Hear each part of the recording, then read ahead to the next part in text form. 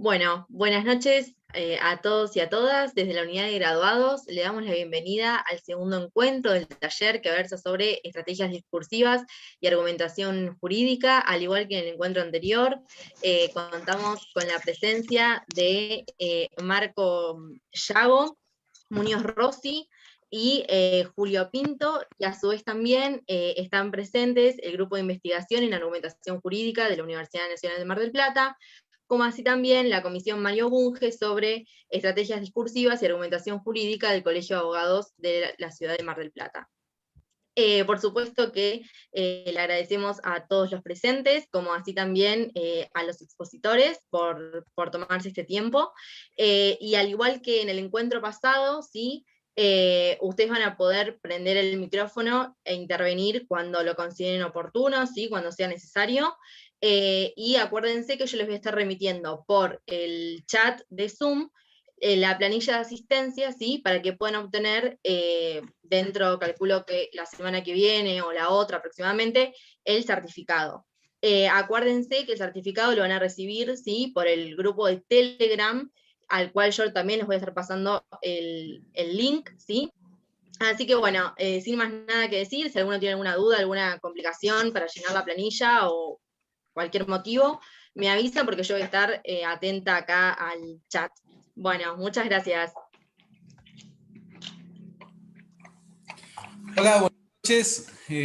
Bueno, antes que nada, agradecer nuevamente el espacio que nos han permitido compartir junto a la Facultad de Derecho, a la unidad de graduados. Gracias, Sofía, también por la presentación. Y bueno, Esto es en todo el país. Este espacio. Básicamente, el día de hoy vamos a dar comienzo. Marco, ¿quería decir algo? Bien, bueno, básicamente en el día de hoy vamos a dar comienzo y final, introduciendo un principio casi filosófico, ¿no? Si pudiéramos plantear en qué momento podemos comenzar y en qué momento terminar, o si el término es comienzo de algo, ¿no? Y lo haremos a través de la exposición que va a continuar Marco, quien, como bien presentaba Sofía, Marco Muñoz Rossi, es abogado, investigador y docente de la Universidad de Mar del Plata, cantautor, filósofo, un gran emprendedor, el cual tengo un privilegio de poder participar junto con él en esta actividad y en otras, y también en su amistad que me ha brindado. Y bueno, también integrante del Grupo de Investigación de Argumentación Jurídica de la Universidad Nacional de Mar del Plata, integrante de la Comisión Mario Bunge, como bien se planteaba, sobre estrategia discursiva y argumentación jurídica del Colegio de Abogados de la Universidad de Mar del Plata. Y bueno, también es autor y coautor de algunos textos que también se pueden encontrar, los cuales son muy interesantes. Hugo Constancio había subido en la clase anterior algunos de ellos: El baño de Ortiga, Justicia para Vulpinos, Sin moldes ni etiquetas. Así que bueno, sin más presentación, porque podríamos hacerlo mucho más extensa por todo lo que emprende y hace, Marco Muñoz va a estar compartiendo con nosotros el contenido de argumentación. Bueno, muchísimas gracias por la presentación. Espero estar a la altura. Con Julio tenemos que decir que nos une una gran amistad, así que eso definitivamente tiene mucho que ver con lo que dice, pero bueno, me voy a hacer cargo también de las cosas que ha anunciado, y no dejo también de darle las gracias a todos ustedes, a la gente de la unidad de graduados. Puntualmente, en el caso de Julio, estamos también ante una persona que conoce mucho de filosofía, de teología, de politología, y en este caso también nos ha aportado grandes conocimientos sobre argumentación, y lo va a hacer en el día de hoy también a través de la introducción de un tema muy interesante que son las falacias. Bien, la clase pasada les había dejado para intentar comenzar en el encuentro de hoy con algo que nos involucre a todos, que nos congregue. Algunas preguntas que espero que nos lleven a pensar y argumentar. Al fin y al cabo se trata de eso, ¿no?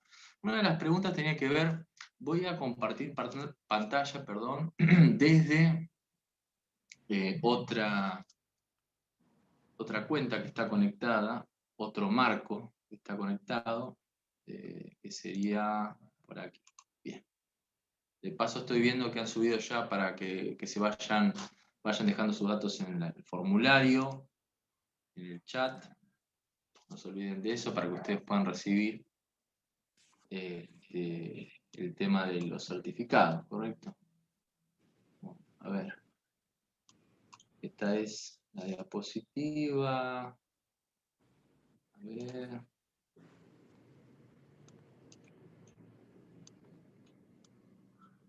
A ver. Ahí. Bueno, llegamos finalmente. Esta es una suerte de carátula que hemos hecho, pero la idea es inmediatamente pasar entonces a esta cuestión. Bien. Buenas noches. Hola a todos. Ahí siguen los saludos por el chat. Reiteramos, muchas gracias por estar conectados con nosotros. Bueno, la pregunta tiene que ver con esto, ¿no? ¿Están de acuerdo con la existencia de una verdad procesal y una verdad fuera del proceso? ¿Se pueden hablar de dos verdades, de más de una verdad? ¿Es correcto hablar de verdad? ¿Alguno de ustedes llegó a algún tipo de conclusión? ¿Tiene algo para aportar? Yo planteo de esta manera, en una suerte de fórmula muy simplificada: ¿es la verdad igual a la verdad procesal o la verdad es distinta a esta llamada verdad procesal? ¿Alguien para comentarlo? Abran micrófonos. O sea, la idea de, como decía Sofía, que en la medida que quieren intervenir van abriendo los micrófonos y luego se cierran, y así. ¿Bien? Voy a romper el hielo, más que Dale, nada, Hugo. para hacer un comentario sobre ese concepto.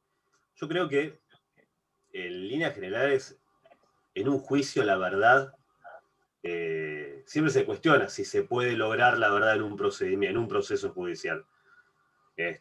Ni más, obviamente, en los juicios abreviados, donde la resolución está basada tal vez no en un contradictorio, sino en una resolución trazada por una negociación.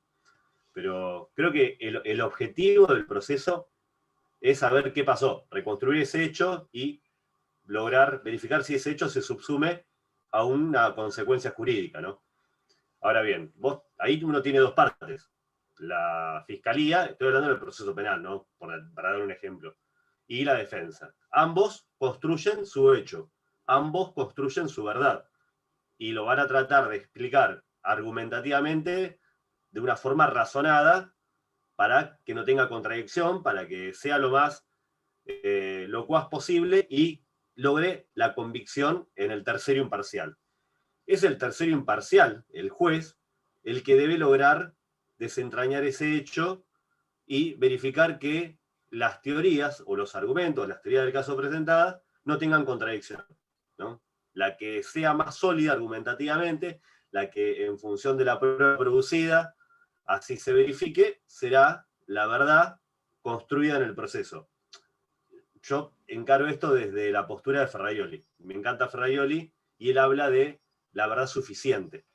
El proceso judicial lo que busca es la verdad suficiente. No nos alcanza con la verdad porque es imposible alcanzar la verdad. Él entiende que es un término absoluto y como término absoluto es un término ideal.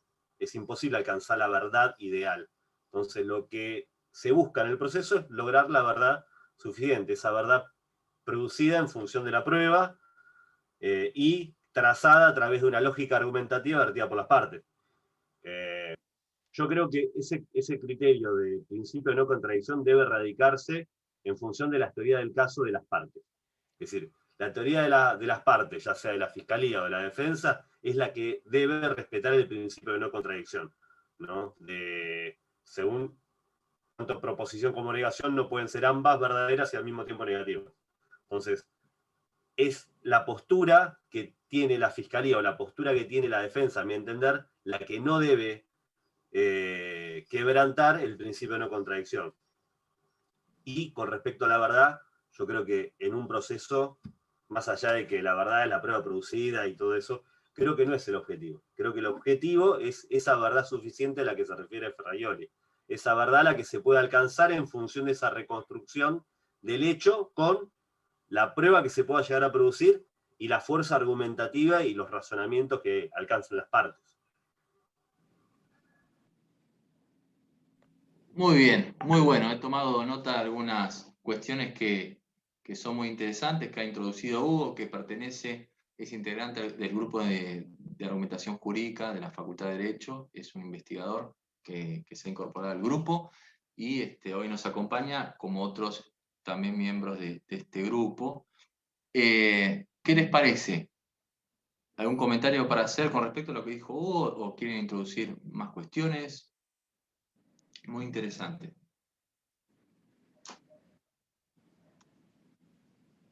Anímense, no mordemos porque además detrás de la pantalla es más complicado morder. En mi caso coincido con él.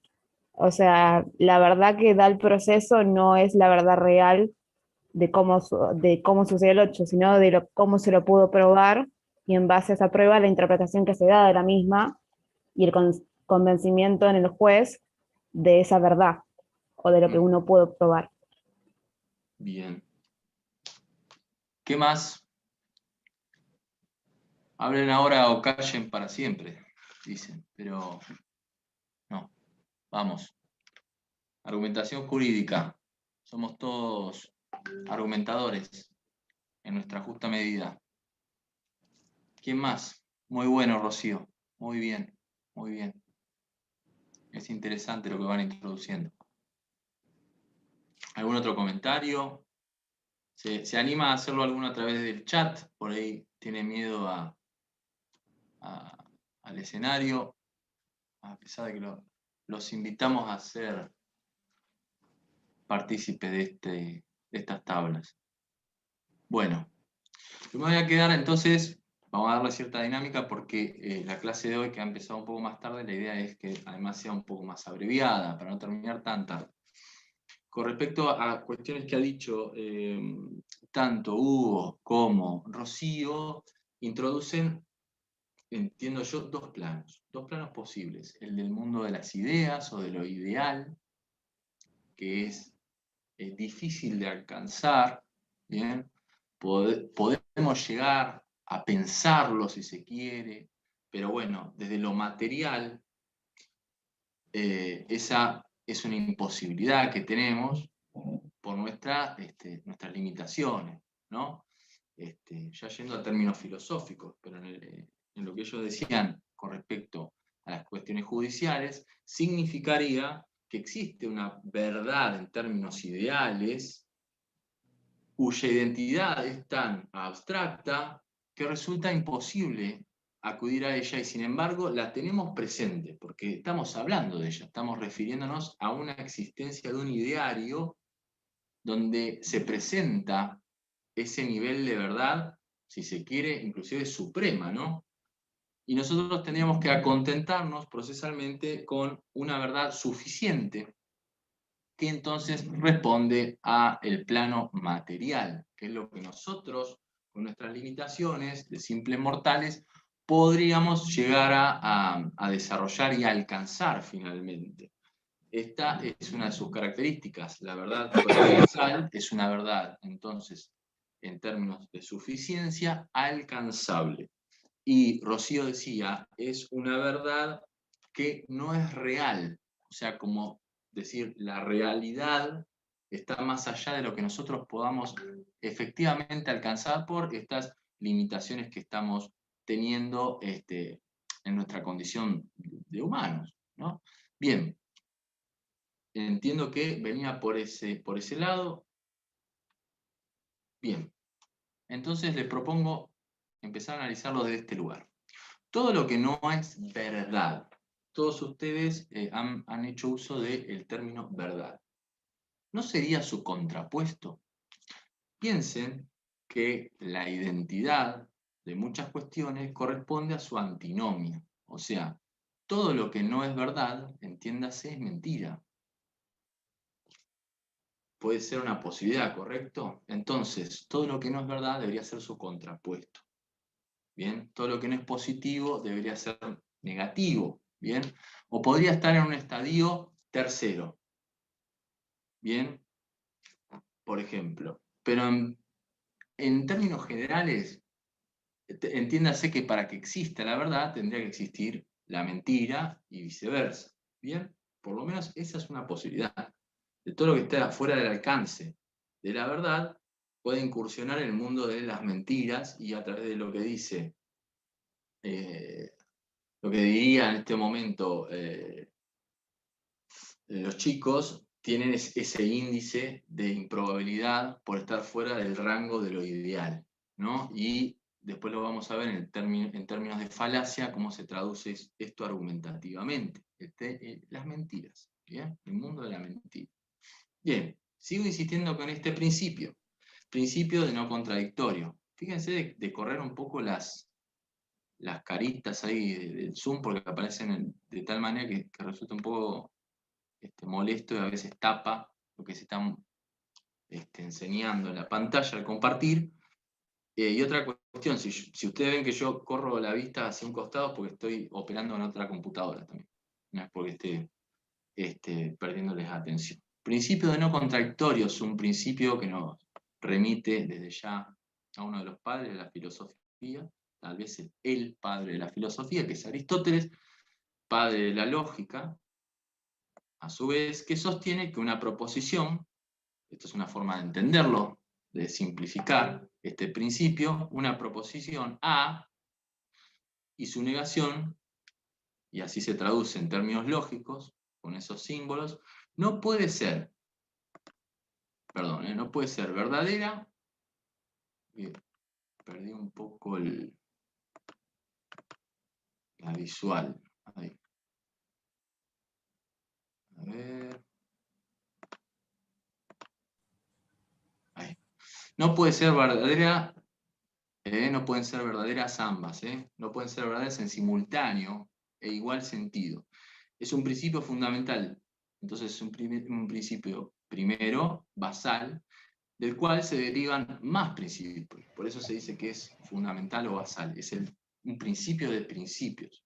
Es un principio de origen, ¿bien? Del cual se van a originar o van a derivar otros principios. Vamos a un ejemplo. Es imposible que A y B, bueno, que A sea B y no sea B.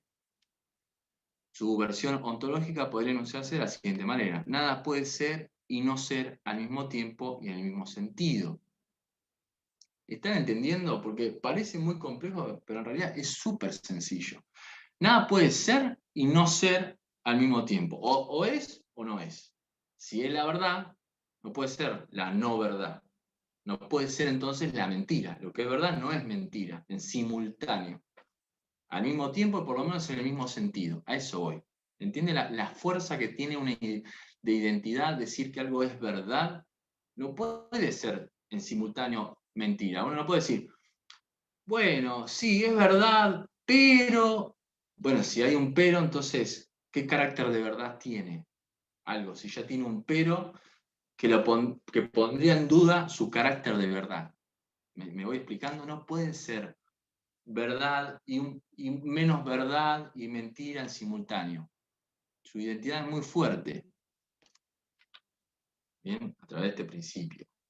Entonces, si yo lo pongo en términos de el modelo de Stephen Toulmin, recuerden que en un extremo introducíamos, esto recordando la clase pasada, datos y hechos, el mundo fáctico entra en juego aquí, y decimos que en el mundo jurídico se utiliza la expresión verdad procesal como sinónimo de verdad, por lo menos en términos jurídicos. Nosotros decimos, es verdad, se determinó una verdad, como habían dicho los chicos, procesal, suficiente, alcanzable, que no es real, que es imperfecta, entonces, pero hablamos siempre en términos de verdad. Entonces, la verdad procesal como sinónimo de verdad. Bien, seguimos con el modelo. Recuerden, vamos hacia el otro extremo del modelo. Y demandamos, o postulamos o teorizamos. Entonces, a mi entender, tantas incongruencias con algo tan sencillo se podría resolver de la siguiente manera. Es necesario el uso de otra expresión a los fines de no generar incongruencias lógicas. Se postula el uso, por ejemplo, de conclusión procesal. ¿Cuál es la cuestión acá? Fíjense en la definición posible. Es una decisión o consecuencia que es fruto del estudio y examen de una serie de datos. Ya no hablamos de verdad. ¿Por qué tanta necesidad de llegar a una verdad? Sin embargo, todos aludimos repetidas veces, en términos procesales, a una cuestión de verdad. Recuerden estos tres elementos fundamentales que son, por un lado, el extremo era el ingreso de datos, Klein por el otro que es la demanda, y un respaldo que primero le antecede la garantía, ¿no? Que es principio de no contradicción, como le decía recién, ¿no?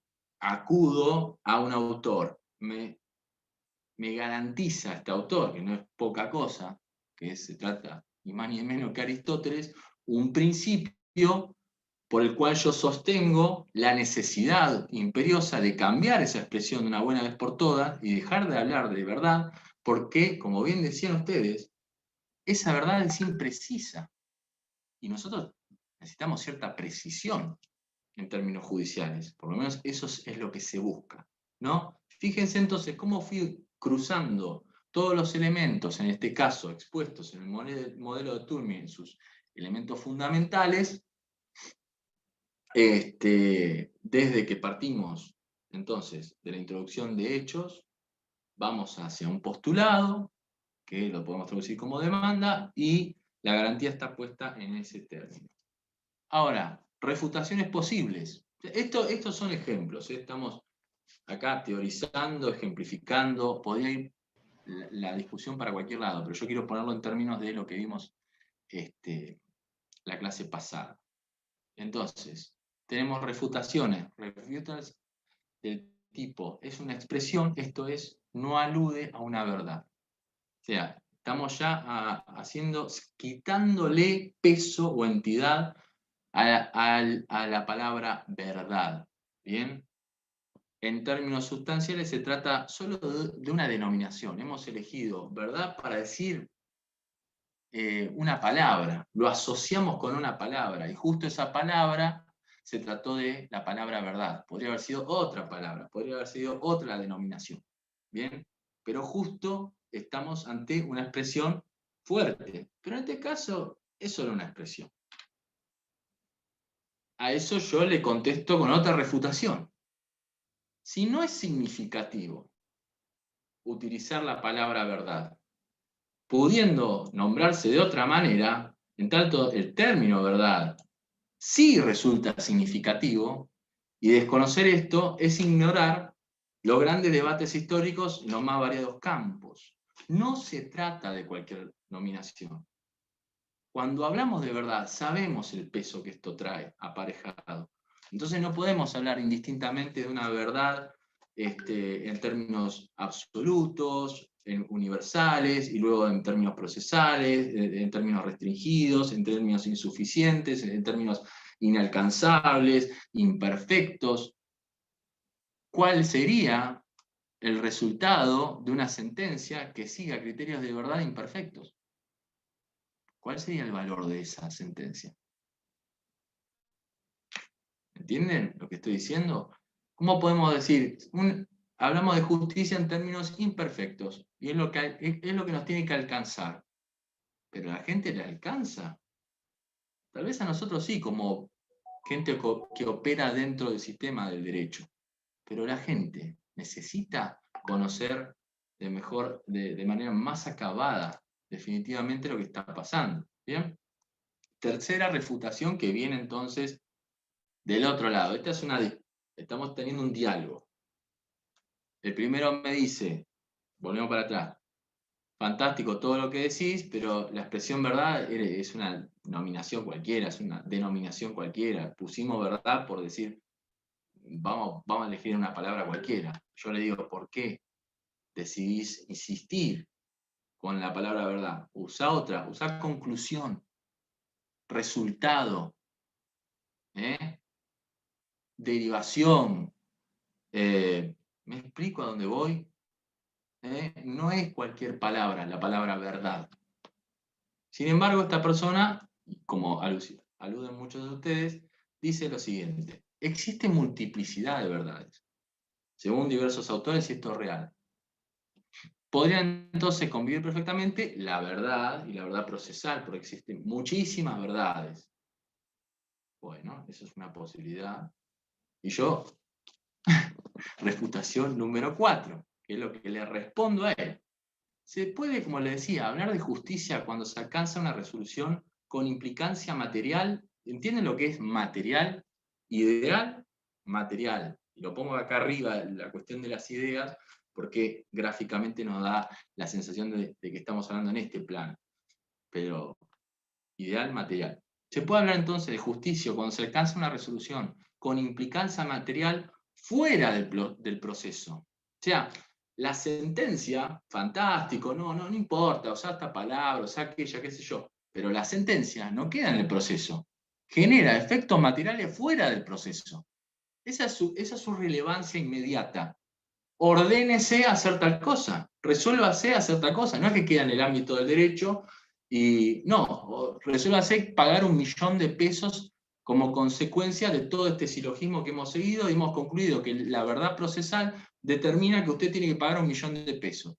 Yo creo que a eso no le va a causar gracia a nadie. Entonces, ¿por qué hablamos de verdad procesal y después fuera del proceso hay una verdad que significa que yo tengo que pagar 1 millón de pesos? Para decir algo. Bien, entonces es esta, una resolución con implicancia material fuera del proceso. De repente se rompió la lógica del lenguaje técnico y fuimos fuera del proceso y generó implicancias muy gravosas, pero basadas en una verdad que no refleja necesariamente lo ocurrido fuera del expediente. Eso es lo más surrealista. O sea, creamos un expediente con hechos que no reflejan necesariamente lo que pasó fuera del juicio. Sin embargo, la conclusión que nosotros obtenemos de todo ese historial del expediente, ese historial del proceso, sí se emite con ello una resolución que genera efectos fuera del expediente. Ingresan hechos de forma defectuosa, se genera una historia dentro del expediente. Pensemos el expediente como, si se quiere, una historia que cuentan las partes involucradas, y de repente eso sí genera un efecto por fuera del proceso. Entonces, estamos hablando de una verdad procesal, pero después genera efectos fuera del expediente, ¿y esa qué tipo de verdad es? ¿Es procesal? ¿O es material? ¿O es ideal? Me voy haciendo entender cuál es entonces la verdadera contribución, entonces, de esta supuesta variedad de verdades. Variedad en términos procesales, verdad de estética, verdad para mí, verdad para vos, verdad para él, ¿no? Cuando los procesos judiciales se encuentran imposibilitados de alcanzarlas, como habíamos dicho. Para colmo, o sea, es imperfecto, insuficiente, y nos tenemos que atener a una verdad, como bien decía Hugo, de corte suficiente. ¿Bien? Es imposible alcanzar estas verdades, entonces, de todos modos, ¿por qué seguimos insistiendo con términos de verdad? ¿Ven cómo se están dando estas argumentaciones, siempre en función de lo que ya se ha dicho? Uno se va impulsando además sobre los dichos del otro, va incorporando información y se va impulsando sin olvidarse del warrant, porque yo si hago referencia una vez más, mejor dicho, a principio de no contradictorio, evidentemente no podrían coexistir tantas verdades como la que efectivamente necesitamos para que se opere en términos materiales. O sea, si yo a un cliente le digo, mirá, perdiste, tenés que pagar 1 millón de pesos, ¿qué va a hacer? Así es la verdad procesal. Me va a decir, ¿y eso qué me importa? Yo perdí y tengo que pagar ese importe. Entonces, ¿de qué me está hablando este tipo? ¿Me entienden lo absurdo del asunto si lo entendemos en términos de verdades y verdad. Entonces, dicho de otro modo, este mismo asunto, es objeto de los procesos judiciales alcanzar la verdad, y ahí está el tema. ¿Por qué insistimos en que los procesos judiciales tienen que alcanzar efectivamente la verdad? En la falta de eficacia, en esta potencial búsqueda, que creo que estamos todos de acuerdo, ¿nos satisface una verdad procesal, o esta verdad, como habíamos dicho en términos suficientes, como resultado de dicho proceso? ¿Alcanza eso? Entonces, definitivamente, hay que revisar los términos que se utilizan, porque todo esto es romanticismo, esta lengua romance que tiñe a los procesos, al mundo judicial, parece muy inocente hasta que empezamos a ahondar, a profundizar, y nos encontramos con estas inconsistencias. ¿Entienden? Vamos a ir a Marco, otro discúlpame. Sí. Te interrumpo un minuto Sí, para sí. decirte que Camila hizo un aporte acá en el chat que Dale. dijo que creo que la verdad va de la mano con la justicia. Va de la mano con la justicia, pero ¿en qué términos? ¿En qué términos? A eso estamos refiriéndonos. Si nosotros decimos la verdad va de la mano con la justicia y la verdad es inalcanzable, entonces la justicia es inalcanzable, por ejemplo. ¿Me explico?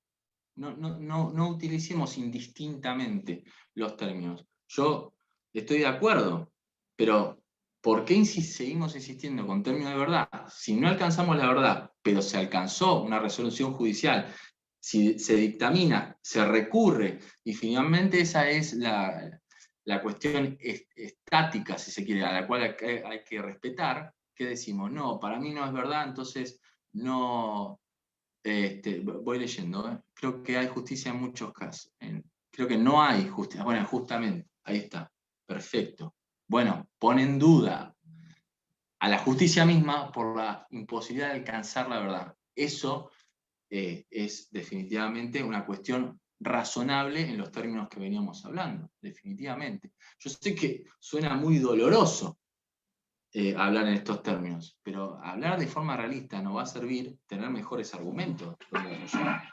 Y además porque hemos avanzado en el mundo jurídico como para seguir apoyándonos en este tipo de formas que no aportan absolutamente claridad, que es lo que buscamos en términos de lenguaje y en lo sustancial. Aquí tenemos otro exponente, a mi entender, de algo que se suele escuchar, se reitera en las aulas. El juez construye, resuelve en el expediente como si fuera un puzzle o un rompecabezas. ¿Bien? ¿Por qué considero que esto es un potencial error? Definitivamente es un error. O sea, ¿cómo puede el juez pensar que un expediente se construye como un rompecabezas? Pero eso lo he escuchado infinidad de veces. Infinidad de veces. ¿Por qué no hay que dejar pasar una cosa así? Porque está mal. Porque está mal, porque las partes aportan sus versiones, por ejemplo, en un proceso dispositivo. ¿No? Entonces el juez no construye nada. No construye absolutamente nada. En su carácter de tercero imparcial, menos. No debería hacerlo, no debería construir nada. No se trata de ir construyendo en función de qué cosa, de lo que aportan las partes, y después entendamos que ningún rompecabezas se arma a partir de varias versiones de una misma imagen. Ustedes han armado un rompecabezas teniendo dos fotos, pero tenían que armar uno solo. Todas las figuras deformes, imposibles de encajar. No se trata no es el mejor sinónimo. Y lo he escuchado infinidad de veces a lo largo de la carrera. No es el mejor sinónimo. Entonces, fíjense, imaginen un rompecabezas armado a partir de varias imágenes como parámetro. Imposible de construir algo así. Ya no tiene ni forma de rompecabezas. ¿Por qué se insiste con estas cuestiones? ¿Bien? Fíjense esto también. El rompecabezas, y esto en los términos de verdad y recrear la verdad, involucrarnos con la verdad, fíjense esto. Un rompecabezas intenta recrear una imagen externa al rompecabezas. Tenemos una foto, una linda imagen de la costa de Mar del Plata, y con el rompecabezas intentamos recrear, ¿bien? Que efectivamente esa es la finalidad del rompecabezas, es recrear una cuestión externa, una imagen externa. El proceso no logra, fíjense la analogía, lo incorrecta que es, el proceso no logra bajo ningún aspecto recrear esos sucesos, los del mundo externo, como se logra en el rompecabezas. Nuevamente, hay una persistencia por querer alcanzar una verdad. Bien, entonces, empezar a revisar un poco el lenguaje y sustancialmente por qué no deberíamos hablar en estos términos, no solo nos da mayor claridad a nosotros como operadores jurídicos, sino a lo más importante, que es a las personas que tenemos que representar, a la sociedad, que siempre reclama que no se nos entiende nada cuando hablamos. Pero si no nos estamos entendiendo nosotros sustancialmente, porque hacemos referencia a estas cuestiones de analogía totalmente incorrecta, en estos términos, fíjense todo lo que argumenté para rebatir esa propuesta. Bueno, esto a los términos de discutirlo, ¿quiere alguien decir algo? Voy a repasar un poquito el chat, y si no ya le doy también lugar a Julio para que siga en los términos de falacia. Pero bueno, teníamos a Camila que había dicho, si no hay alcance de la verdad, seguramente estemos ante una situación injusta. Estoy totalmente de acuerdo. ¿Alguien más que quiera hacer algún aporte? De lo contrario, yo daría lugar a Julio con temas falacias. Adelante, Julio. ¿Podrías dejar de compartir la pantalla si comparto un pequeño textito?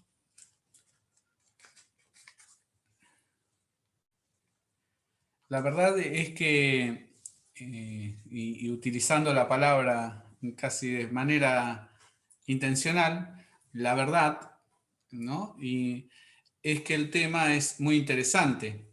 Y cuando expreso esto, tengo por ahí varias formas de poder argumentar, que es un poco lo que hablábamos la semana pasada y ahora vamos a repasar con algunas falacias.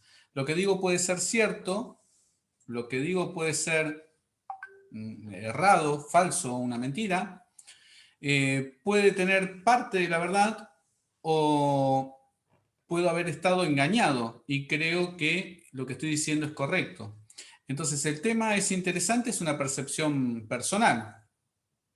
Pero a los fines prácticos podemos decir que Marco recién ha dado una exposición donde ha argumentado acerca del tema de la verdad en la verdad procesal. Y eso es imposible de rebatir, porque el hecho, el suceso ha acontecido. Nos pudo haber gustado o no, estar de acuerdo o no. Entonces, en ese sentido, hay cuestiones que son interpretativas, de carácter subjetivo, podemos llegar a plantear, pero esas cuestiones no tienen que ver con los sucesos acontecidos. En el ámbito de la justicia, muchos de los casos son sobre sucesos que acontecieron. Una persona atropella a otra, alguien robó, una persona se divorcia, otra persona, etcétera, etcétera, etcétera. Son acontecimientos y sucesos que pasan. Entonces ahí es donde el modelo de Toulmin puede venir muy bien en el sentido de la posibilidad de respaldarse con, por ejemplo, la Constitución Nacional Argentina, en nuestro caso, las reglamentaciones jurídicas, etcétera, etcétera. Y en ese sentido, lo que se puede dar es, ante ese suceso, cuál es el respaldo legal, pero no discutir si es verdad o no, o qué interpretación no es según la interpretación de cada uno. En realidad, el auto no chocó a la persona chocó al auto. No. En ese sentido, habría que ver, salvo que esté el auto estacionado, pero si la persona iba cruzando la calle, de ninguna manera atropelló al vehículo. Y en ese sentido, muchas veces nosotros encontramos algunos discursos, algunos argumentos que parecerían que a primera vista contienen algo que nos suena raro. En ese aspecto vamos a ver algunas cuestiones acerca de las falacias. La falacia, como vemos ahí en la foto de la carátula, vemos una persona que se quita otra cara que tiene, ¿no? Y en ese sentido uno podría decir cuál de las dos caras será la verdad o si habrá una tercera. El hecho es que la falacia contiene un gran elemento de apariencia. Decía un autor, Irineo de Lyon, que el valor, el peso, la fuerza que contiene la mentira, ¿sí? La fuerza que tiene la mentira es la porción de verdad que contiene dicha mentira. Entonces, si dijéramos, por dar un ejemplo, ¿no? A las 25 horas me encontré con Marco y tomamos un café. Eso es irreal porque hay 24 horas por lo menos en nuestro horario, el uso horario.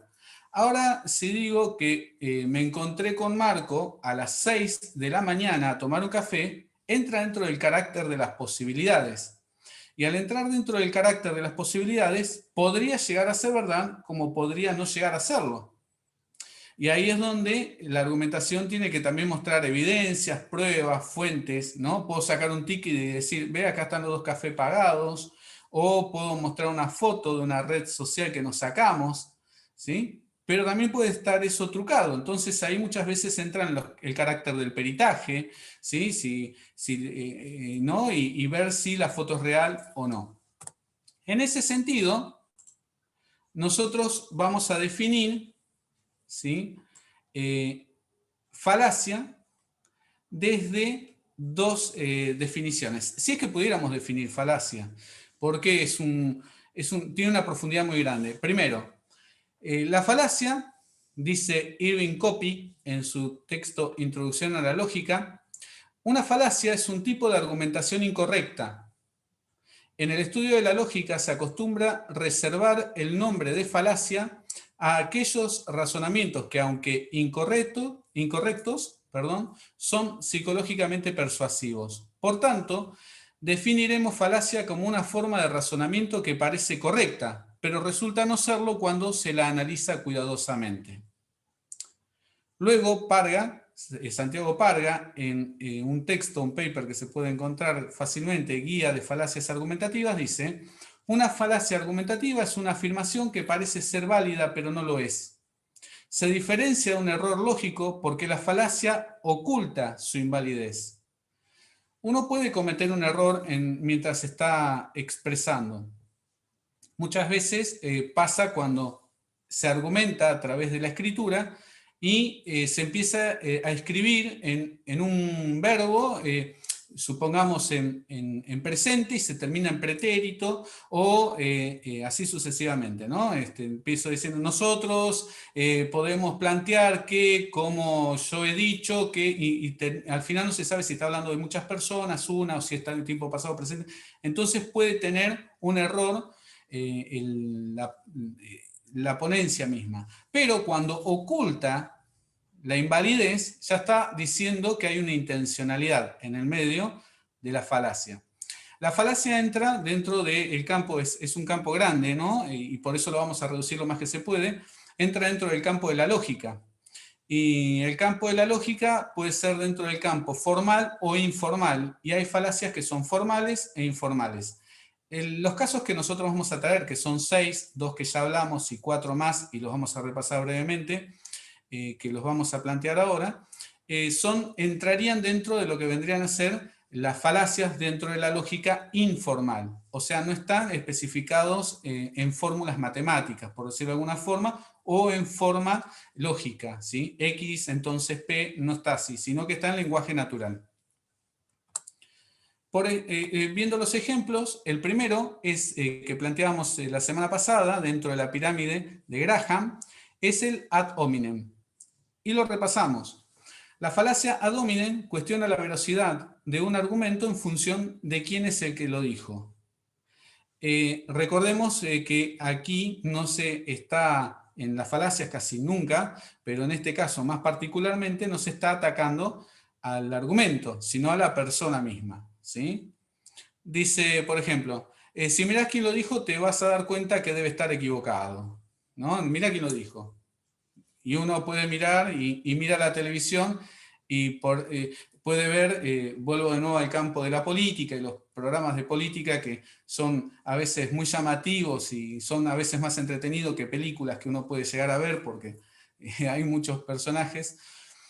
Y uno puede decir, no, mirá, fulanito, otra vez están los gritos, o tenemos a tal político que da discurso de 3 horas y no se le entiende nada, no ves, mirá quién lo dijo. Y no tiene nada que ver. El tema es qué dijo, no quién lo dijo. Segundo ejemplo que por ahí podemos poner ahí, una persona en prisión perpetua dice que está mal cometer delitos.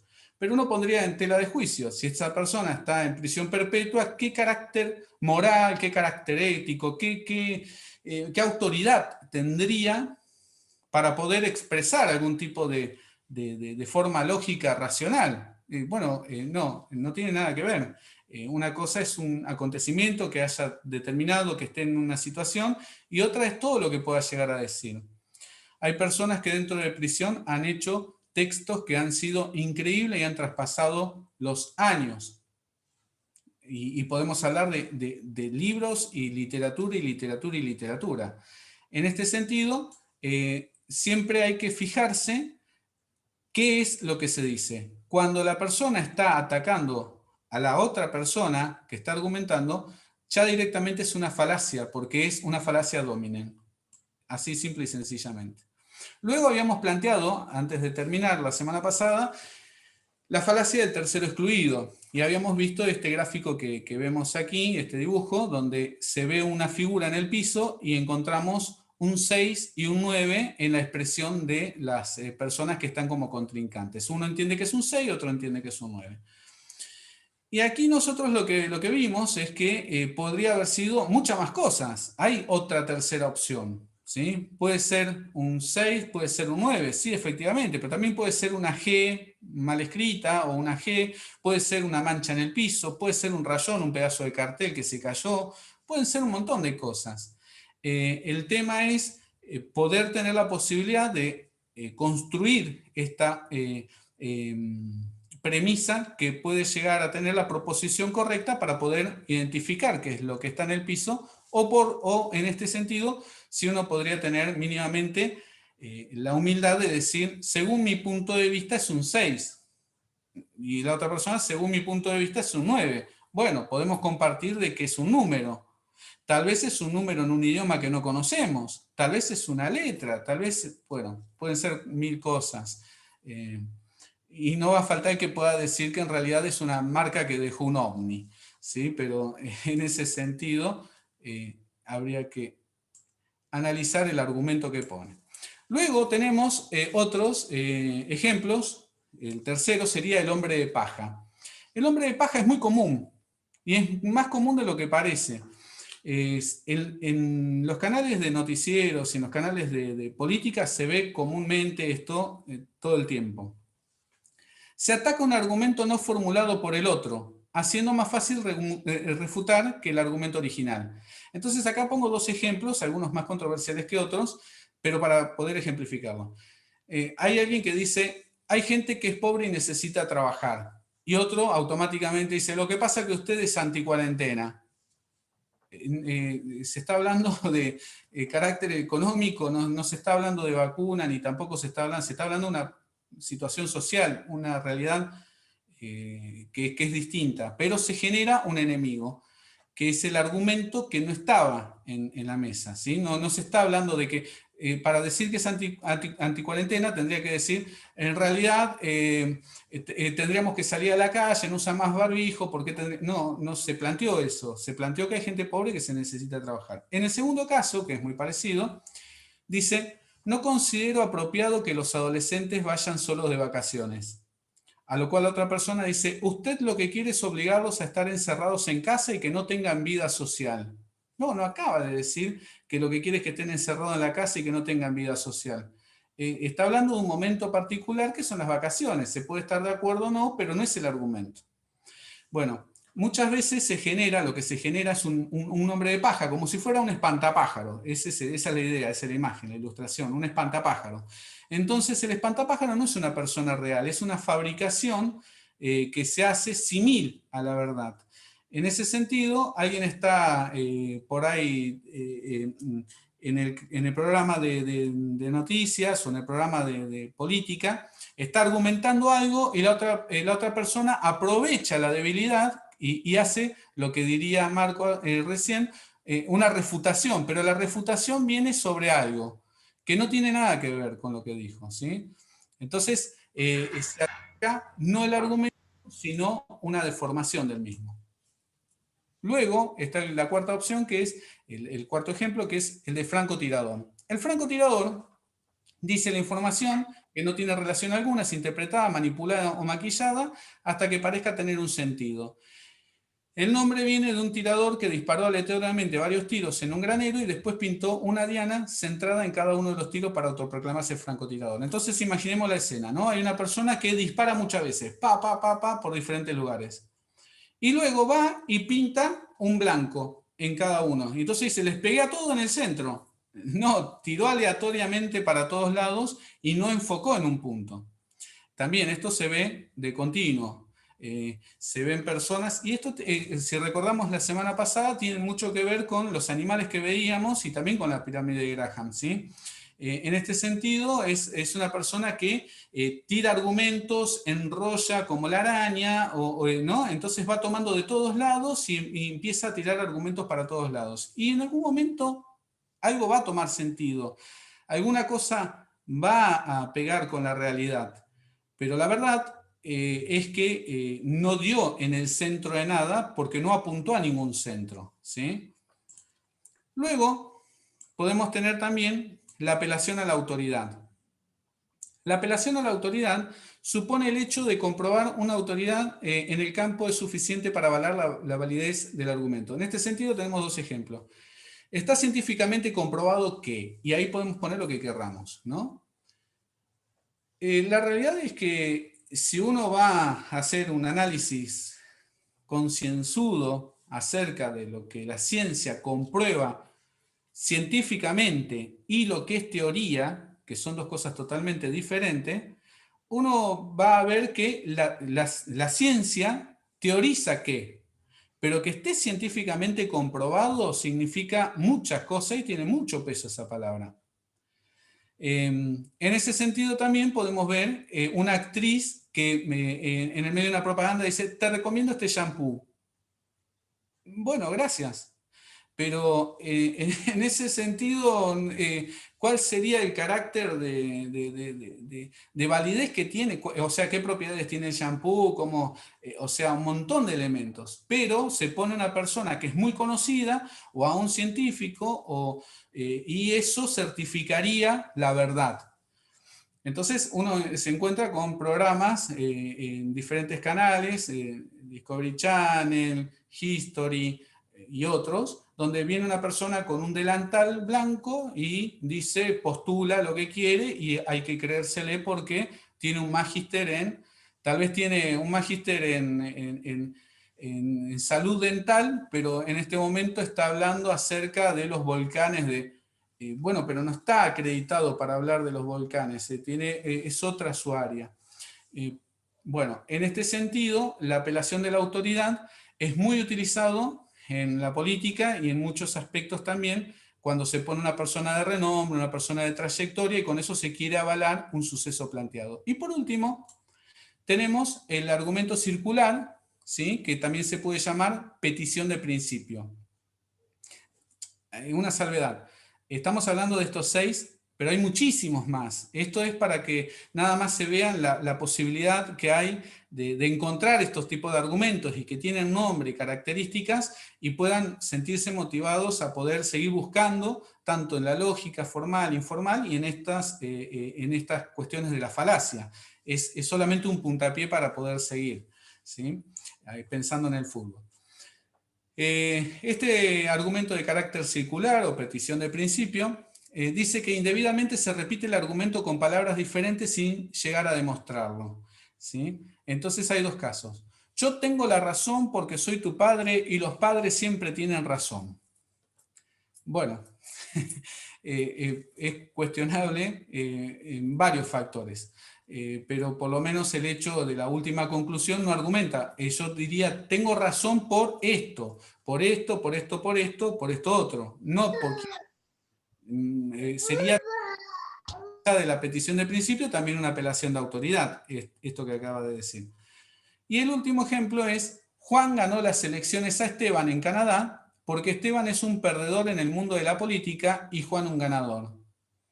Uno sabe que las elecciones se ganan y se pierden por un montón de factores, no solamente porque una persona las gana y otra las pierde, sino por un montón de factores, porque dicho sea de paso, hay personas que a veces ganan elecciones y luego las pierden y luego las vuelven a ganar y luego las vuelven a perder, ¿sí? Entonces, en ese sentido, no hay un carácter, o sea, hay que pedirle el principio, hay que hacer una petición del principio, decir, bueno, ¿por qué estaría esto así? Entonces, encontramos personas que muchas veces nos mandan a bibliografía, ¿no? No, en realidad no me entendés porque te falta estudio. No, no me falta estudio. En todo caso, ¿por qué no pensamos que, supongamos un carácter, ¿no? La persona A le dice a la persona B, te falta estudio. Y la persona B le podría decir, no, en realidad a vos te falta estudio, por eso no llegas a comprenderme. Y así pueden estar todo el tiempo. Pero más allá de eso, de decir, te falta investigar, ¿por qué? Por esto, y dar un montón de razones, no solamente apelar a la ignorancia de la otra persona, que seguramente tal vez no la tenga, ¿no? Muchas veces volvemos en este sentido a la pirámide y a los animales que veíamos en el texto de Maliandi.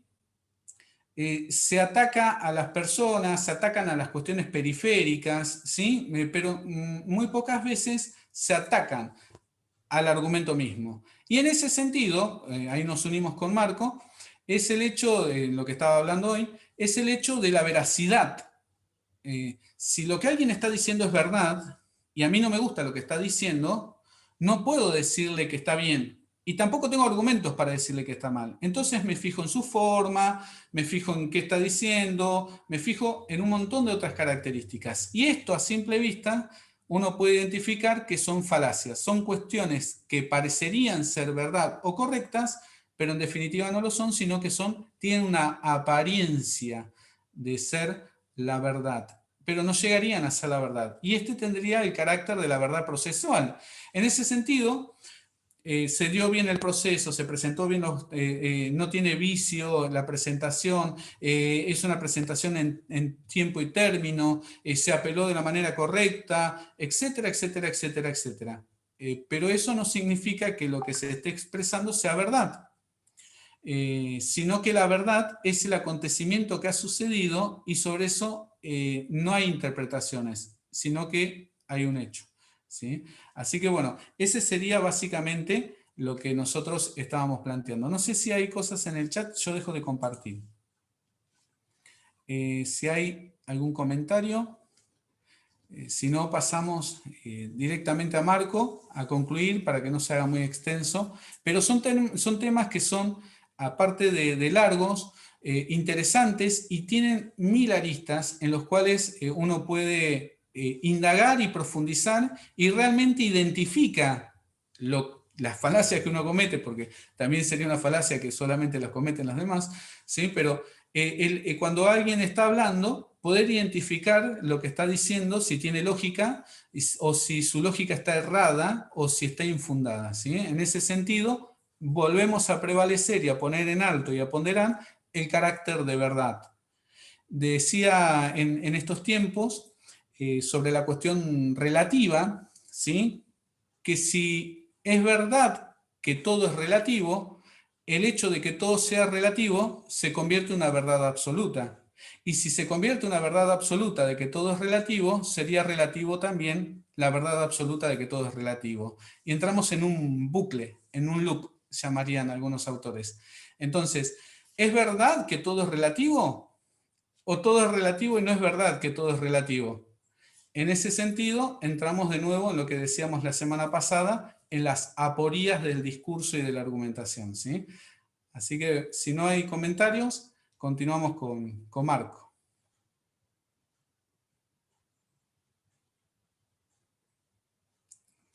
Bueno, Marco.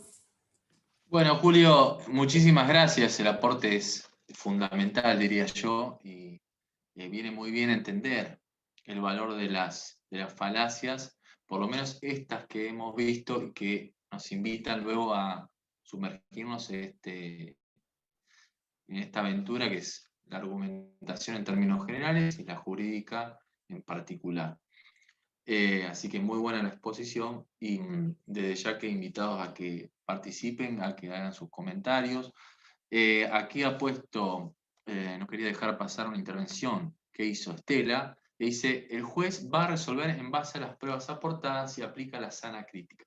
Este comentario es muy valedero, no lo quería dejar pasar. Esto es correcto, es el sistema que utiliza un magistrado para llegar a la conclusión y así resuelve. Ahora, fíjense, yo voy a leer una definición de esto, la primera que encuentro obviamente de Wikipedia, pero no importa, a los fines de profundizar sobre esto, en ningún momento en la definición se habla de verdad. Y no es menor. Lean conmigo si quieren, y si no directamente escuchen, pero la sana crítica es la operación intelectual realizada por el juez y destinada a la correcta apreciación del resultado de las pruebas judiciales, realizada con sinceridad y buena fe. Hasta el momento la verdad no aparece en ningún lado. Ha sido definida como la lógica interpretativa y el común sentir de la gente, y la combinación de criterios lógicos, de experiencia. En otras palabras, la sana crítica es el método de apreciación de la prueba, donde el juez valora de acuerdo a la lógica, las máximas de la experiencia y los conocimientos científicamente afianzados. ¿En qué lugar entra la verdad procesal? Nunca. Y este es el método que utiliza el juez o que debería utilizar. Entonces, sigo sopesando en el hecho de que se utiliza muchísimo el término verdad dentro de un proceso donde la verdad no parecería involucrarse necesariamente. Así que no es menor la utilización de ciertos términos. Entonces, revisarlos por momento. Yo pido disculpas si soy muy apasionado en la forma de expresarme. Soy así y de alguna manera también invito a ser un poco así, no tanto, no tanto, porque inclusive podría hasta sonar un poco agresivo en el sentido de que no pretendo hablar despectivamente de nadie, ni de un docente de una alta casa de estudio como es la nuestra, que son grandes personas, por lo menos muchos de ellos fueron mis profesores y lo seguirán siendo, porque he aprendido muchísimo de ellos. Estamos hablando de nosotros, que podemos nosotros mejorar al momento del lenguaje, de la cuestión teórica, pero ahora vamos a pasar a la cuestión práctica, ¿no? A esto decir, cómo me posiciono, cómo me ubico físicamente y coloco la voz, y cómo procedo, por ejemplo, a la lectura de un texto. ¿Bien?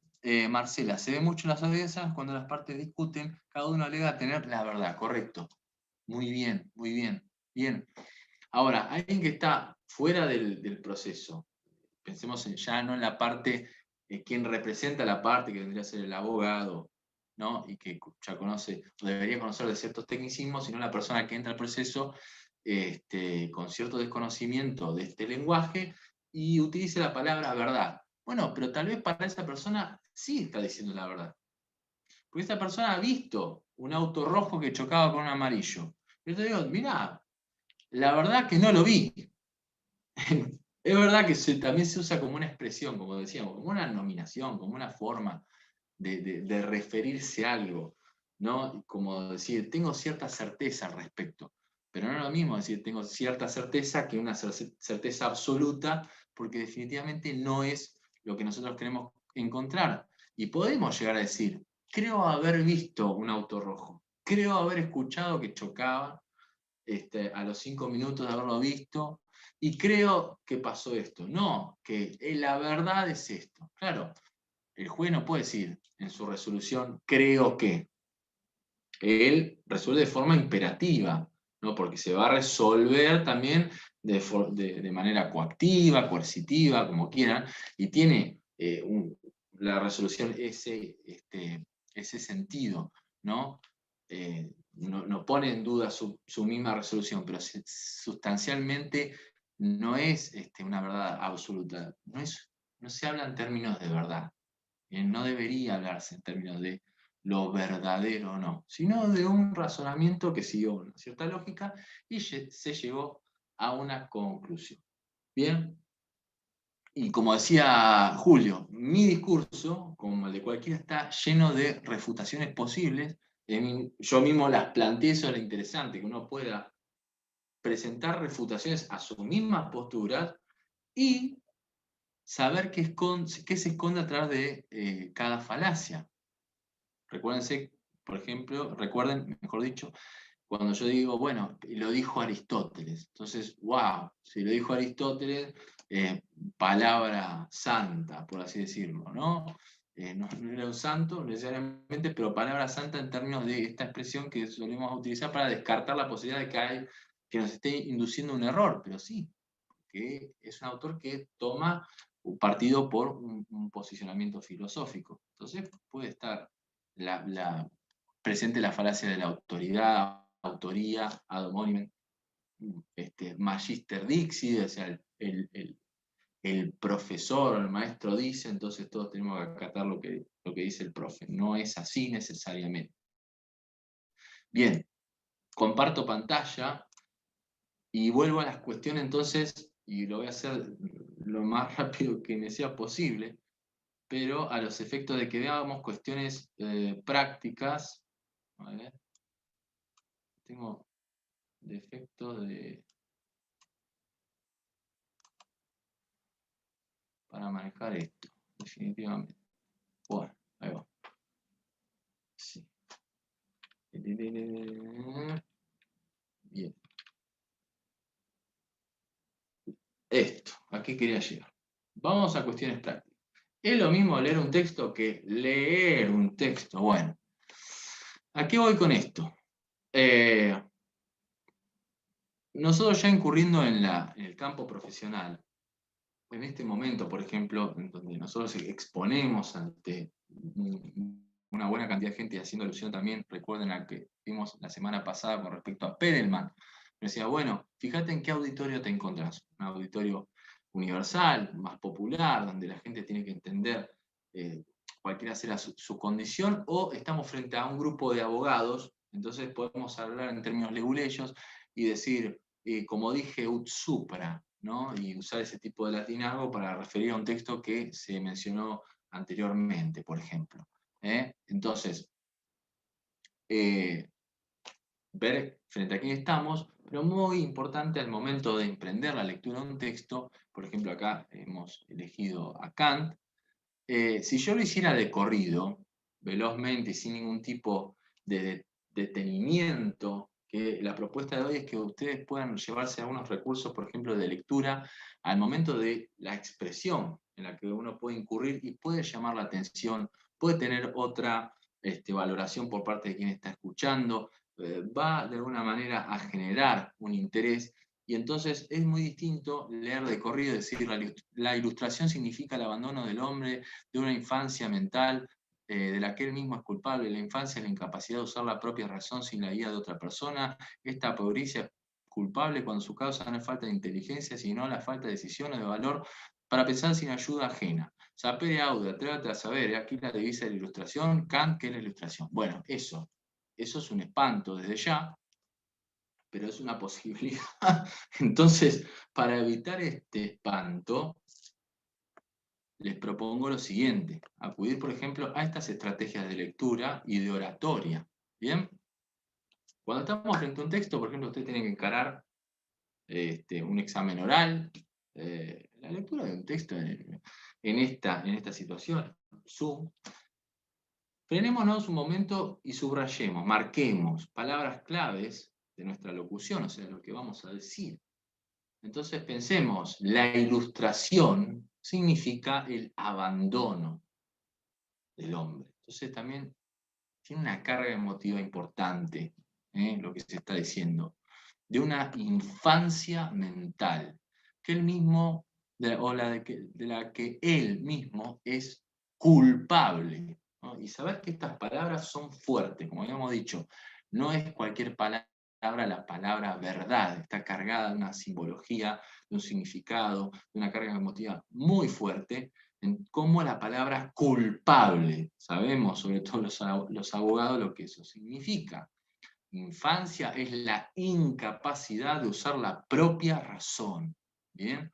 Sin la guía de otra persona. Esta puericia, y esta es una palabra que hace referencia al puber, pero estas palabras que también son rimbombantes, literatas, ¿por qué no le ponemos un acento a ellas? En vez de esconderlas, bueno, acentuémoslas.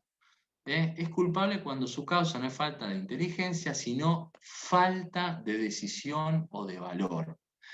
Y también es interesante, depende de qué lado nos pongamos. Si estamos acusando a alguien, palabras como culpable, incapaz, falta de decisión, de valor, son palabras hirientes y que agravian de alguna manera, dentro de un marco de respeto, como no estamos diciendo malas palabras, es que existe ese término, pero bueno, nos ponen de un lado de ataque, si se quiere. Bien, del lado de la defensa tendremos que implorar desde el lenguaje alguna cierta defensa o, bueno, se entiende a lo que voy, ¿no? Sapere aude, atrévete a saber, que además aquí está entre signo de admiración, ¿no? Sapere aude, atrévete a saber, no es poca cosa lo que se está diciendo y en la forma en que se dice. Bien, es aquí la divisa de la ilustración. Bien, frénense a marcar palabras clave, como es necesario también separar, marcar silencios, incorporar espacios al texto. Agarren el texto y destrúyanlo en el buen sentido. Hay que desconfigurarlo y volverlo a configurar en función a nuestras necesidades. A eso voy. Muy importante saber hacia dónde vamos con el texto y hacia quién nos dirigimos con el texto. ¿Bien? Entonces, además de los subrayados que decíamos, la ilustración significa, punto suspensivo, generamos una dinámica, generamos silencios, espacios que son necesarios, el abandono del hombre, de una infancia mental de la que él mismo es culpable. Infancia es la incapacidad de usar la propia razón sin la guía de otra persona. Bien, no me voy a extender en esto. ¿Se entiende? Hay que agregarle silencios, respiros, espacios a un texto que no lo tenía y de repente aparece una carga emotiva, aparece algo sumamente dinámico, teatralizado si se quiere, pero genera interés. Bien. Vamos a pasar a notas relativas a lenguaje corporal y son notas porque vamos a picar este tema. ¿Qué es brevemente? El lenguaje corporal puede revelar tanto más información que las palabras. La conducta no verbal, vamos a llamarla así, funciona como, ustedes sabrán, las cookies en Internet. Sin darnos cuenta, nuestro cuerpo transmite constantemente información sensible sobre nuestras intenciones, sentimientos y personalidad. Incluso cuando estamos quietos o en silencio, los gestos, las posturas, las expresiones faciales y la apariencia hablan por nosotros y pueden resultar muy elocuentes. El lenguaje corporal y la comunicación no verbal cuentan quiénes somos, cómo nos sentimos o cuáles son nuestros gustos. En la interacción, la conducta no verbal informa, además de nuestro grado de comprensión y nivel de acuerdo, e incluso puede desmentir lo que estamos diciendo en ese momento. Miren qué interesante, se podría esconder una falacia en nuestro cuerpo, ¿no? O sea, nuestro cuerpo podría estar implicado en una falacia per se. Bien, las posturas personales, esto quiere decir, vamos hacia la persona primero, entonces, les propongo espalda erguida y sacando pecho. ¿Por qué? Bueno, vamos a estudios al respecto. Tenemos un profesor de psicología de Madrid que realizó recientemente un experimento en que consistía. Sus participantes, que eran estudiantes, se sentaron, o se sentaban o bien con la espalda erguida, bien, y sacando pecho, erguida y sacando pecho, o bien con la espalda encorvada. y mirando las rodillas. ¿Bien? Mientras los participantes mantenían estas posturas durante varios minutos, se les pidió que se describieran a sí mismos, con 3 rasgos positivos o 3 negativos, que les ayudaran o perjudicaran en su futura vida laboral. Al finalizar el estudio, después de relajarse y adoptar de nuevo sus posturas naturales, se les pidió que rellenaran un cuestionario en el que puntuaron su potencial para desempeñar adecuadamente su profesión en el futuro, en el caso de ustedes, para muchos abogados. Bueno, ¿qué conclusiones llegaron? ¿A qué se llegó con estas investigaciones? Los investigadores entonces descubrieron que la forma en la que los estudiantes se puntuaban dependía de las posturas que habían adoptado. A los que mantuvieron entonces la espalda erguida, con el pecho inflado, digamos, les resultó más fácil tener pensamientos positivos y fortalecedores sobre sí mismos, y además creían con mayor firmeza en los 3 rasgos que habían enumerado, que eran los positivos. Mientras tanto, los de la espalda encorvada no estaban convencidos de sus rasgos positivos ni negativos, e incluso tenían dificultades para identificarlos. Es muy interesante esto, porque inclusive hay autores que hablan de una cuestión fisiológica, de cómo reacciona químicamente el cuerpo frente a estas posturas. Y algunos inclusive conectan estas posturas remiten a cuestiones biológicas primerizas, prehistóricas, que tienen que ver con nuestra relación, inclusive nuestra potencial relación con los animales, y saber que aquellos animales que se presentan con mayor postura y más erguidos están más preparados para el embate diario. ¿Bien? Entonces, de alguna manera, nuestro cuerpo habla de nosotros. La forma en que nos presentamos es, bueno, en que presentamos nuestro cuerpo, nuestra postura, nuestras manos y nuestra localización en el espacio disponible, bien digo, habla entonces de nosotros, nuestros gestos, nuestras expresiones. ¿Bien? Pensemos esto, no dejemos descartado esta posibilidad, porque a lo largo de la carrera tenemos una formación bien teórica. Ahora, el paso de la práctica sigue siendo una cuestión muy atada a lo teórico. Así debe ser, ¿no? Estamos para ello. ¿Y qué pasa con el lenguaje corporal, que tan importante resulta para la práctica abogadil? Bien, bueno, aquí lo estamos trabajando. Seguimos con cuestiones de postura. Esta autora, Amy Cuddy, es la autora del Poder de la Presencia. Esto es un autor interesante a la cual pueden acudir, una autora. Nos recuerda lo importante de ser conscientes de la importancia del lenguaje. Esto es lo que le estaba diciendo. ¿Ya? Hemos tenido un pasaje muy importante, académico, teórico, muy, muy serio, muy rico, desde lo que hemos leído, desde lo que hemos incorporado teóricamente, pero no descuidemos el lenguaje del cuerpo, sobre todo que por ahí se vio afectado en tanto tiempo de lectura, de encierro, ¿no? Y no lo incorporamos necesariamente a, no sé, la presentación, como hoy bien decían, en un juicio, en una audiencia, ahora porque esta circunstancia particular, pero tendremos que ir con nuestro cuerpito, ¿no? Y tendremos que hablar nosotros, además de que hablamos diariamente con nuestros clientes. Entonces, volvemos. El poder de la presencia es esta autora.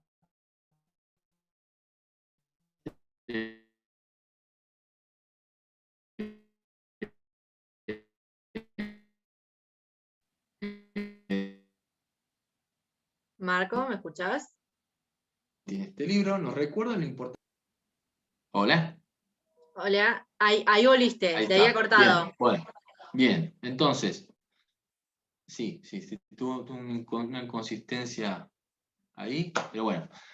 Nos recuerda lo importante de ser conscientes, bien decíamos, de la importancia del lenguaje corporal y que no debe hacerse nunca con el objeto, fíjense hacia dónde vamos, como bien les decía, con el objeto de dominar a los demás. ¿Bien? Porque inclusive, como decía bien Julio, se trataría de una falacia, ¿no? Que tiene que ver con la autoría, con las relaciones de poder, ¿no? Implica inclusive una distancia, no un diálogo, ¿no? O hacer que se empequeñezca la gente que participa, bueno, gracias Marcela, pues de ese modo resulta difícil establecer una relación, como estábamos diciendo. Lo ideal es no ejercer el poder sobre los demás, sino gozar de poder personal, o sea, empezar a observarnos nosotros, personalmente. La meta no es la intimidación, sino la intimidad. Está bueno ese juego de palabras. La meta no es la intimidación, ser agresivo, sino generar esta empatía. No descuides el lenguaje de tus manos. Las palmas abiertas son una señal antigua de honestidad. Eso es porque una palma abierta se asocia con honestidad, lealtad, sumisión. Apuntar con el dedo, con la mano cerrada, es un intento de mostrar dominio, que es lo que no queremos. Subconscientemente evoca sentimientos negativos, entre los otros, con respecto a los otros, quiero decir, porque involucra un movimiento agresivo, ¿no? El que se suele hacer mucho antes de un ataque físico, no esto que nosotros muchas veces inclusive le decimos a alguien, che, mala educación, ¿no? Señalar con el dedo, pero es agresivo porque de alguna manera alude, ¿no? A un momento de posible agresión. Bien, este es un autor, ahora vamos a pasar brevemente, no sé si lo están viendo, no pasó, ¿no?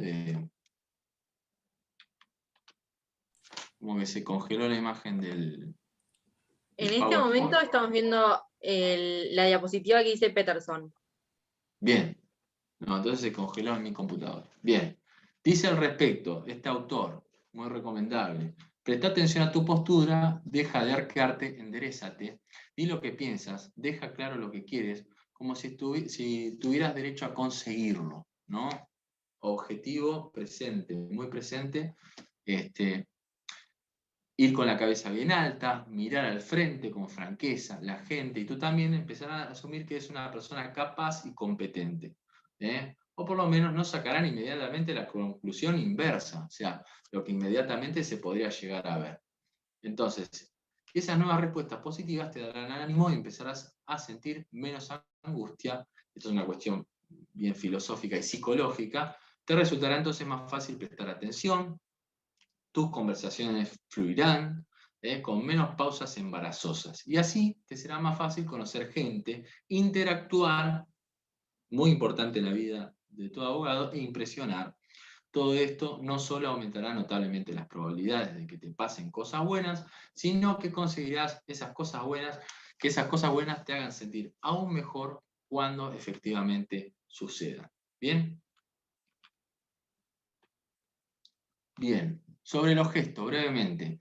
La gestualidad tiene un elevado componente cultural, como habíamos dicho. ¿Hacia dónde vamos? ¿Qué queremos decir con los gestos? Aunque las últimas líneas de investigación indagan también el origen genético de algunos gestos, como las expresiones de orgullo, triunfo y poder. Los gestos ilustradores tienen una estrecha vinculación con la credibilidad. Definitivamente es algo que tenemos que manejar. Son gestos también los emblemáticos, adaptadores, reguladores y manifestadores de afecto, pero son todos de carácter definitivamente cultural. Entonces tendrán un significado en ese sentido.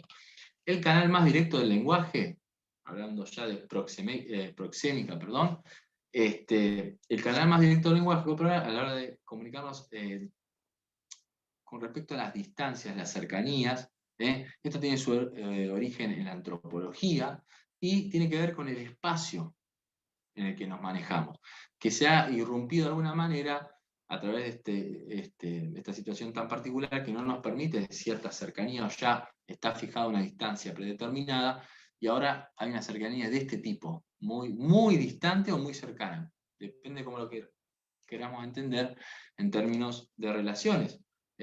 Pero la forma que nos generamos interacción entre nosotros compromete también nuestro espacio de acción, de comunicación, de intimidad. Algunos autores dividen las distancias entre individuos en íntima, estamos hablando de la cercanía, ahí están los números, la personal, la social y la pública. O sea, en la medida que nos distanciamos y tenemos presente lo que hemos dicho de Perelman, ¿no? ¿A quién nos dirigimos con el lenguaje? ¿Al público en general o queremos generar una situación de intimidad? Un mediador, por ejemplo, genera situaciones de intimidad entre dos partes que se tienen que acercar y generar empatía en un espacio reducido, preferentemente. ¿Mm? Pero la verdad es que cada persona tiene su propio espacio y además pueden variar esto según el estado de ánimo, ¿no? La forma más sencilla de acercarnos, esto es importantísimo, de mostrarnos cercanos, es acercarnos físicamente a nuestro interlocutor. O sea, si decimos acerquémonos, efectivamente hacerlo de forma física, pero también prestar mucha atención a cualquier señal de incomodidad. Hay que estar muy habilidosos a reconocer las gestualidades, las expresiones faciales, los tonos de voces y notar cuándo está cómodo o incómodo alguien. Entonces, cuando hablamos, como bien decía, de expresiones faciales, engloba todos los movimientos que se pueden leer en una cara, y una de las señales más importantes, la expresión facial, es la sonrisa, mostrar los dientes. ¿Bien? De alguna manera, también mostrar las manos, mostrar los dientes, son formas de ofrecer empatía, acercarnos, hace posible la comunicación abierta con gente extraña, demuestra amabilidad, comprensión y alegría, y constituye así la señal perfecta para iniciar una conversación. Encontrarnos con un cliente, en primera medida, yo sé que sonará muy raro si uno se ríe de una situación, no se trata de eso, sino generar una sonrisa es de alguna manera acercar a la persona a algo más gentil que algo más agresivo. Entonces, tenemos que decir que las emociones se transmiten en gran parte a través de los ojos, la boca, las facciones. Una mirada puede notar interés, afecto, odio, duda, curiosidad, miedo. Hay que percibirlo esto inmediatamente, en fracciones de segundo. Acá tenemos distintas expresiones que aluden al interés, al desinterés, y finalmente algo sobre la organización personal. Teníamos la cuestión sustancial, la cuestión práctica, y ahora una propuesta de planificación inmediata. Alguno que haya hecho coaching, haya incursionado en ello, sabrá de lo que estoy hablando.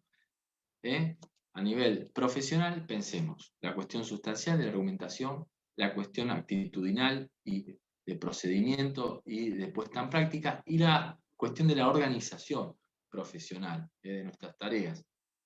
Esta propuesta, que se llama Plan SMART, divide la organización en estas siglas que hacen referencia a específico, a medible, alcanzable, relevante y time-bound o timely o a tiempo. Todo lo que nos planteemos, tanto en materia de estudio como planificación a la hora de las cuestiones prácticas, de lo profesional, de la incursión en cualquier actividad, tengamos presente esto.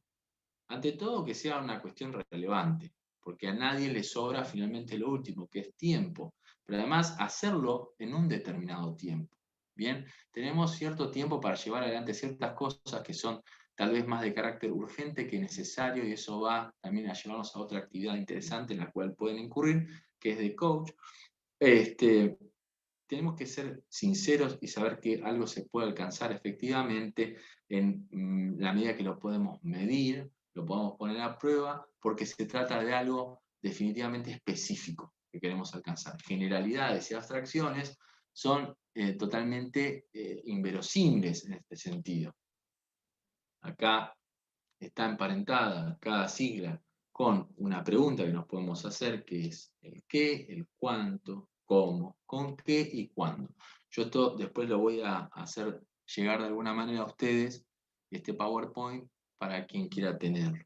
Después lo organizaremos de alguna manera para que les llegue. Y estas preguntas son interesantes para organizarnos, pero no olvidar este eje, que es muy utilizado para aquellos que quieren, de alguna manera, darle una prioridad a aquello que es urgente, relevante, importante, necesario.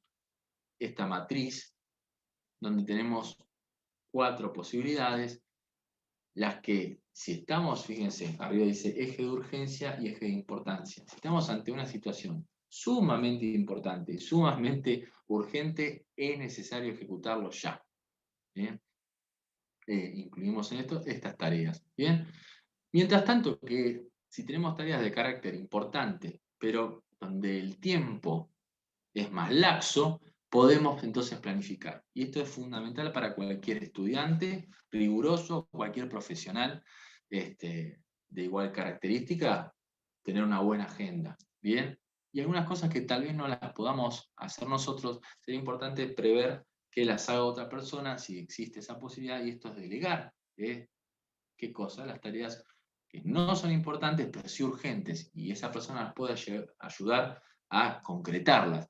Y efectivamente, eliminar de nuestra agenda y de nuestra cabeza y de nuestras posibilidades, desechar entonces las tareas que no son importantes y no son urgentes.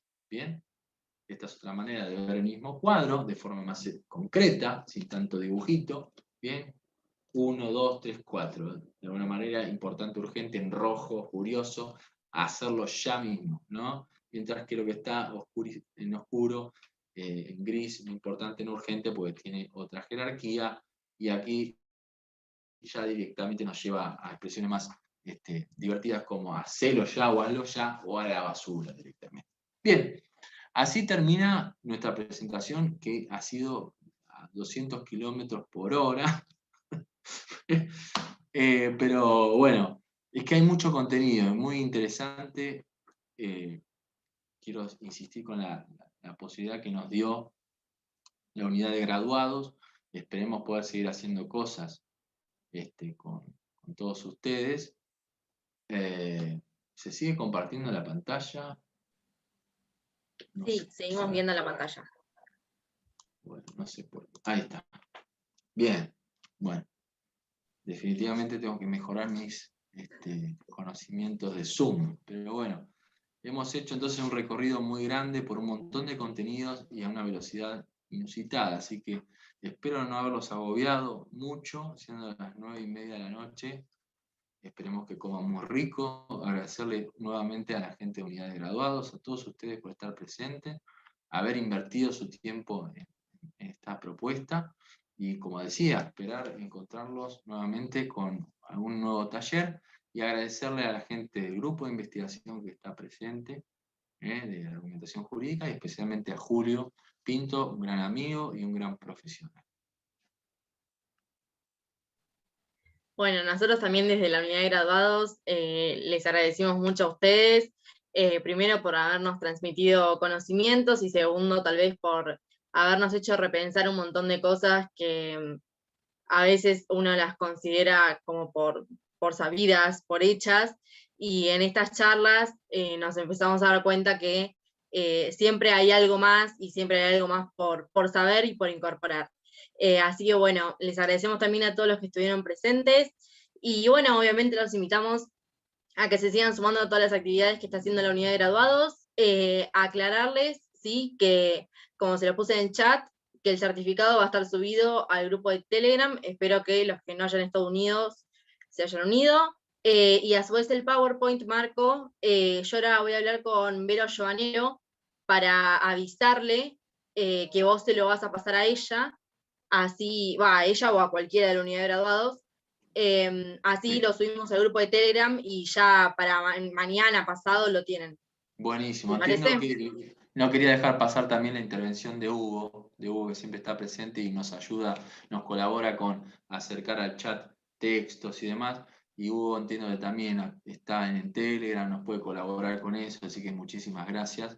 Y Sofía, a vos que sos una excelente anfitriona. Bueno, muchas gracias. Que tengan unas buenas noches. Y bueno, gracias a todos por haber estado hasta ahora. Beso enorme. Gracias, saludos. Gracias. Buenas Saludos a todos. noches.